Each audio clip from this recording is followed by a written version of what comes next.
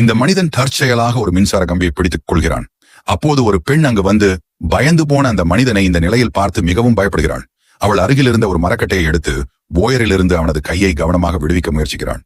ஆனால் அவளுடைய முயற்சிகள் பலனளிக்கவில்லை என்பது நிரூபிக்கப்பட்ட போது அவள் பயந்து அவனை கடுமையாக அடிக்க ஆரம்பித்தாள். சிறிது நேரம் அடித்த பிறகு அவள் இறுதியாக வயரை அகற்றுவதில் வெற்றி பெற்றாள். பின்னர் அவள் உடனடியாக 911 என்ற எண்ணை அழைத்து அவர்கள் வந்தவுடன் உடனடியாக அந்த மனிதனை பரிசோதிக்க தொடங்குகிறார்கள். ஆனால் அனைவருக்கும் ஆச்சரியமாக கடுமையான அதிர்ச்சி இருந்த போதிலும் அவனது இரத்த அழுத்தம் மற்றும் இதய துடிப்பு சாதாரணமாகவே உள்ளது. இது அனைவரையும் குழப்பத்தில் ஆழ்த்தியது. ஆனால் மேலும் பரிசோதனையில் அவனது வலது கையில் காயம் மற்றும் இடது கீழ்ப்பக்கத்தில் சிராய்ப்புகள் இருப்பது தெரிய வந்தது. விசாரித்த போது அந்த பெண் அவனை மின்சாரம் தாக்கியதிலிருந்து காப்பாற்ற முயற்சிப்பதாக விளக்கினான்.